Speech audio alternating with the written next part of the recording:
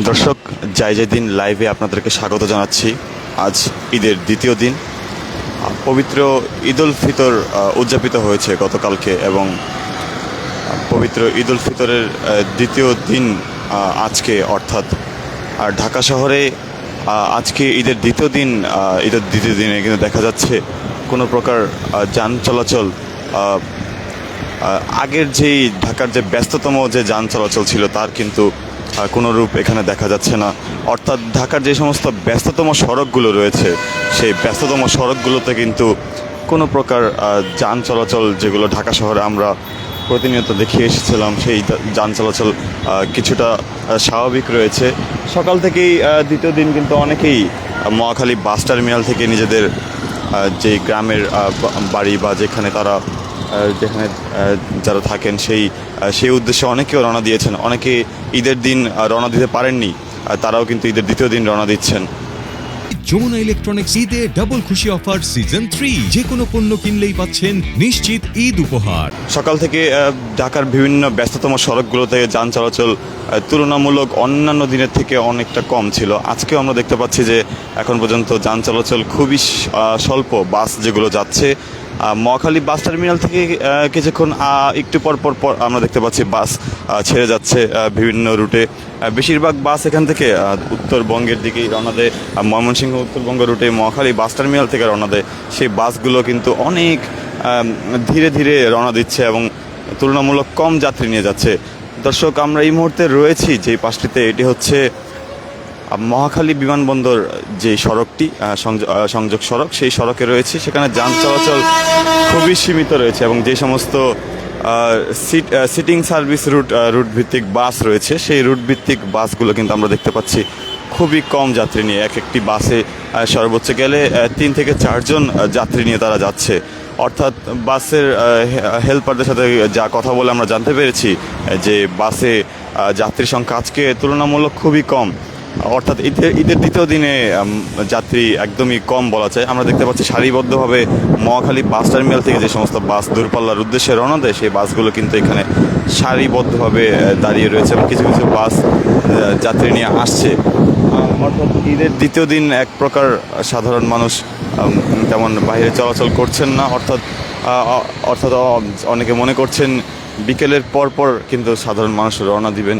তারা এখান থেকে বিভিন্ন বিনোদন কেন্দ্র পার্কে তারা ঈদ উদযাপন করতে তারা রওনা হবেন। অর্থাৎ দর্শক, আমরা এই পাশটিতে যেটা দেখাচ্ছি, এই পাশের রাস্তাটি কিন্তু মহাখালী বাস টার্মিনাল থেকে আসছে। আমরা দেখতে পাচ্ছি একটু পরপর সিটিং সার্ভিসের বাসগুলো এবং অন্যান্য দূরপাল্লার বাস একটু করে আসছে। অন্যান্য দিনগুলোতে আমরা দেখতে পেয়েছি যে এই রুটটি ঢাকার অন্যতম একটি ব্যস্ততম সড়ক হয়ে ওঠে।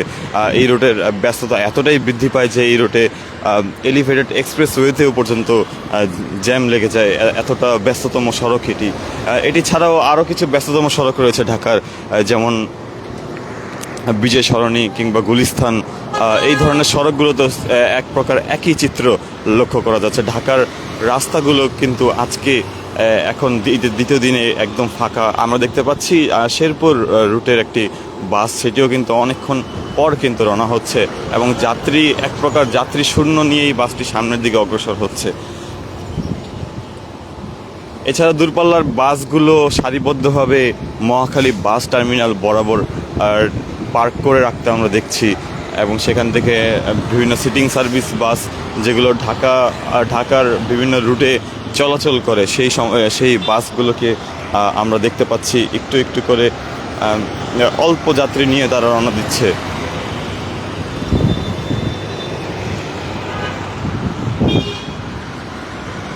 ঈদের দ্বিতীয় দিনে রাজধানীর সড়কগুলোতে এক প্রকার নীরব চিত্র দেখা যাচ্ছে। তবে গতকালকে ঈদের দিন কিন্তু যাত্রী সংখ্যা অনেকটা বৃদ্ধি পেয়েছিল, কারণ গতকালকে ঈদের পর ঢাকার বিভিন্ন স্থানে বিভিন্ন বিনোদন কেন্দ্রে এবং কিছু স্থানে ঈদ মেলা হয়েছে এবং যে কারণে সাধারণ উৎসবমুখর মানুষ যারা রয়েছেন তারা কিন্তু সেগুলোতে অংশগ্রহণ করার কারণে বিকেলের পর থেকে আমরা দেখতে পেয়েছি বিকেলের পর থেকে সন্ধ্যা পর্যন্ত ঢাকা সড়কগুলো এক প্রকার ব্যস্ত হয়ে পড়ে, যেগুলো ঈদের সময় তুলনামূলকভাবে দেখা যায়নি। তবে এইবার আমরা লক্ষ্য করেছি যে বিজয় সরণি, ফার্ম গেট থেকে শুরু করে আগারগাঁও, এখানে অনেক বিনোদন কেন্দ্র রয়েছে।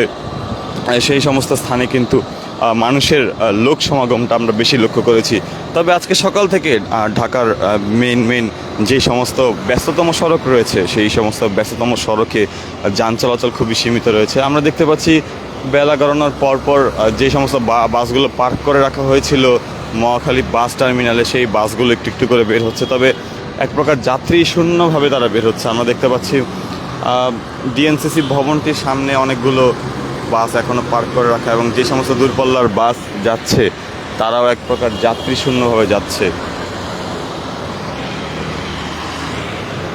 দর্শক, দিন লাইভের মাধ্যমে আপনাদেরকে দেখানোর চেষ্টা করছি ঈদের দ্বিতীয় দিনে ঢাকার ব্যস্ততম সড়কের সার্বিক চিত্র।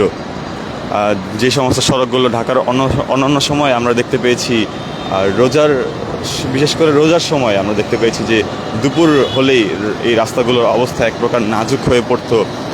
বিশেষ করে ইফতারির আগ মুহূর্তে 3টার পর থেকে শুরু করে সমস্ত অফিস ছুটি হওয়ার কারণে এই সমস্ত সড়কগুলো এক প্রকার ব্যস্ত হয়ে পড়তো। এমনও হয়েছে এমন সময়ও যে এই ধরনের সড়কে অনেক যারা যাত্রী এখানে যাচ্ছিলেন এই রাস্তা দিয়ে, তাদেরকে রাস্তাতেই ইফতার করতে হয়েছে। এমনও কিছু মুহূর্ত আমাদের চোখে পড়েছিল, কারণ এই সমস্ত রোডে তখন এতটাই ব্যস্ত এই ধরনের রাস্তা হয়ে উঠেছিল যে রাস্তাতেই অনেক সময় জ্যাম লেগে থাকতো। দর্শক, ঢাকার ব্যস্ততম সড়ক মহাখালীর সামনে থেকে সরাসরি আপনাদেরকে দেখানোর চেষ্টা করছি সার্বিক চিত্র।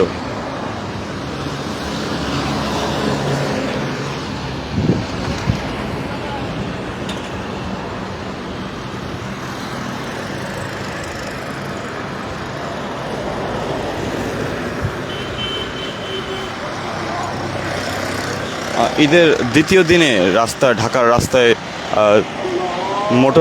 মোটরযান চলাচল, যেগুলো মোটর রিক্সা রয়েছে সেগুলো কিন্তু চলাচল নিষিদ্ধ থাকলেও তারা কিন্তু ঠিকঠাকভাবে চলাচল করছেন।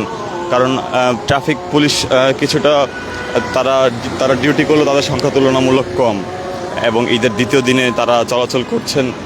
তাদেরকে যে সমস্ত মোটর অটোরিকশা রয়েছে সেগুলো আমরা হাইওয়েতে চলাচল করতে দেখেছি। আমরা দেখতে পাচ্ছি দূরপাল্লার যে সমস্ত বাসগুলো রয়েছে তারা সেগুলো সারিবদ্ধভাবে পার্ক করা, আর সেগুলো সম্ভবত ঈদের দ্বিতীয় দিন যাত্রী সংখ্যা কিছুটা কম হয়, তারা সেগুলো নিয়ে রওনা হচ্ছে না। দর্শক, দিন লাইভের মাধ্যমে ঢাকার ব্যস্ততম সড়কগুলোর বর্তমান সার্বিক চিত্র আপনাদেরকে তুলে ধরার চেষ্টা করছিলাম, এবং আপনাদের সকলকে ঈদের শুভেচ্ছা জানিয়ে লাইভটি সমাপ্ত করছি।